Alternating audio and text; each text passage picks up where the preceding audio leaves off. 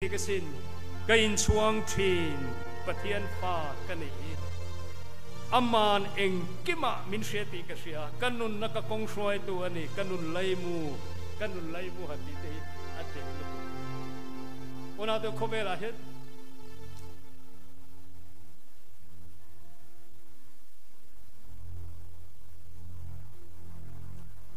eng mai ngana ta ka om lo kal ro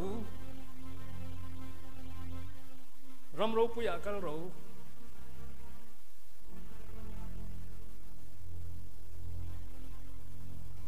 zero thuk tak po zero atang om lo gan pathian ai ro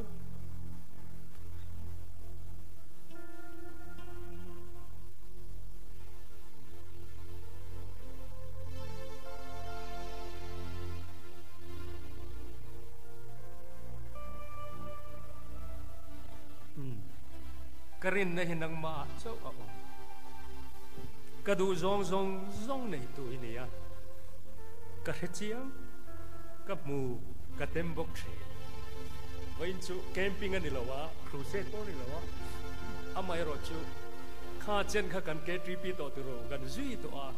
anungem heta hian anung ka sia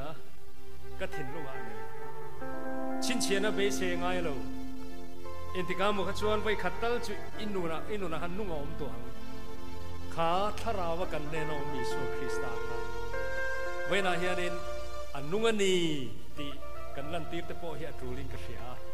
chuwang chuan rin na khau vein chu din nge na ni manga alo ni takhi khovel hian eng tin pon sei ro se khovel fin na hian nial thin ma se karin na chu hing ve chin ngai lo chuwang chuan pathian fakin ama fakin ka zai zelang karina chuan athisen hlumin pe kalalani kanun hruai tu le veng tu anung ka sia khongai takin not khatin sang seta ka thin lunga anung ti kha voina hian kan thangange ni sarmon soitam bak ai khan ti hian athazokin ka ring dingin